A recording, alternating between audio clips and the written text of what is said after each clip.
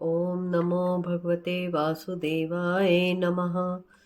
आभा creation पर आप सभी दर्शकों का बहुत बहुत स्वागत है। भागवत के स्वाध्याय में हम रोज एक अध्याय का श्रवण कर रहे हैं। आप सभी मेरे साथ पूरे वीडियो में बने रहें। आइए हम भगवान विष्णु का ध्यान कर लेते हैं।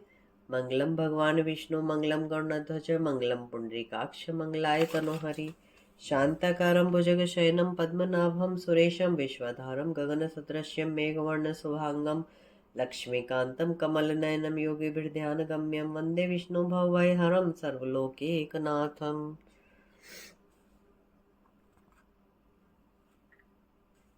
30वें अध्याय में हम विषयासक्त पुरुषों की अधोगति का वर्णन श्रवण करेंगे। श्री कपिल देव जी बोले, हे माता, यह जीव काल की प्रेरणा से अनेकों योनियों में चक्कर लगाता है, किंतु फिर भी काल भगवान की शक्ति को वह नहीं जानता। वह विषयासक्त जीव अनेकों भोगों की लालसा से उन्हें जुटाता है, किंतु काल उन्हें नष्ट कर देता है। तब वह जीव मोहवश क्लेश मानने लगता है। इसका कारण यह है कि यह जीव जिस योनि में जन्म लेता है उसी में अज्ञानवश वह सुख अनुभव करने लगता है। वह उन संबंधियों से प्रेम करने लगता है। स्त्री, पुत्र, भाई, बंधु सभी को अपना मानकर उनके भरण पोषण में रत हो जाता है। अनेक प्रकार के मनोरथ करता है, उनके पूर्ण करने का प्रयत्न करता है। यदि उसके इच्छित मनोरथ पूर्ण हो गए तो वह बहुत प्रसन्न हो जाता है, और यदि पूर्ण ना हुए तो वह दुखी होने लगता है। वह प्राणी भोग आदि में लीन रहकर विषयों में आसक्त हो जाता है। उन स्वार्थी नरक में ले जाने वाली स्त्री, पुत्र आदि को वह अपना मान बैठता है।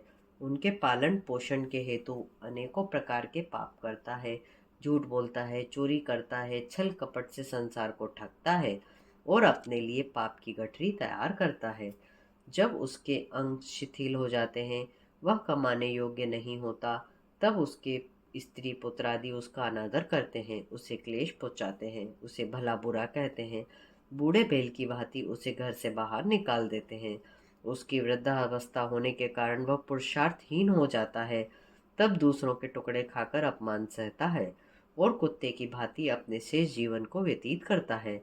मृत्यु के समय कब से कंठ रूंध जाता है। शोक से व्याकुल स्त्री पुत्रादि से घिरकर मृत्यु के दवा लेने से बोल भी नहीं पाता।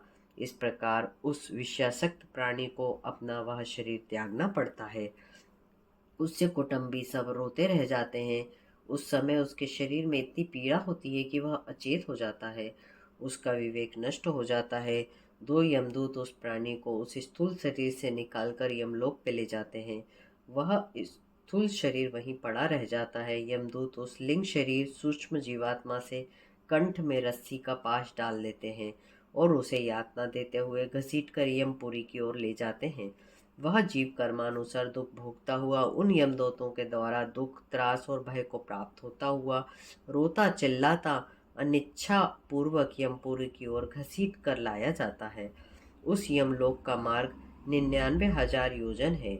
इतने लंबे यमपुरी के मार्ग को वह 2-3 मुहूर्त अर्थात लगभग 6 घड़ी में पार करके वहां पहुंचता है। वहां पर अनेकों प्रकार के नरकों में डाला जाता है।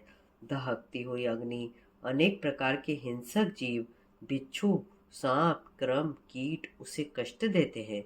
वह उनके द्वारा काटा जाता है, जलाया जाता है, डसा जाता है तथा अनेक प्रकार के असह्य कष्टों को प्राप्त होता है।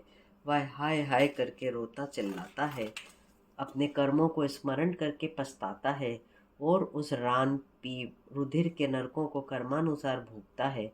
वह प्राणी स्त्री हो अथवा पुरुष, सबको अपने अपने कर्मों का फल भोगना पड़ता है। श्री कपिल देव जी बोले, हे माता, अनेक प्रकार की नार की योनियों को उस प्राणी को यहाँ भोगनी पड़ती है। केवल मनुष्य शरीर ही उत्तम होता है। कर्मानुसार प्राणी को ये नार की योनि दे दी जाती है। वह बार बार उनमें जन्म लेता है तथा मृत्यु को प्राप्त हो जाता है। माता के उदर में नारकी कष्ट पाता है।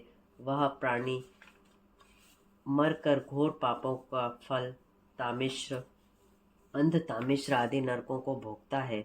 जब उन नरकों के भोगने के उसके पाप कुछ कम हो जाते हैं, तब कुकर, सूकर, कोटक, क्रम आदि का जन्म लेता है तथा इनकी योनियों में पड़कर असह कष्ट भोगता है।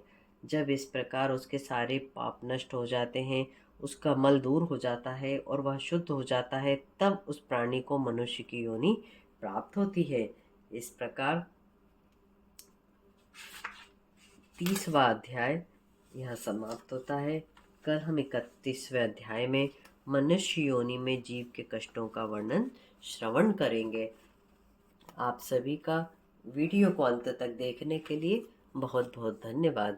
कर्पूरगौरं करुणावतारं संसार सारं भुजगेन्द्रहारं सदा वसन्तं हृदयारविन्दे भवं भवानी सहितं नमामि। मन्दारमाला कलितालकाय कपालमालाङ्कृतशेखराय दिव्याम्बराय च दिगम्बराय नमः शिवाय च नमः शिवाय। नमः पार्वतीपतये हर हर महादेव शंभो।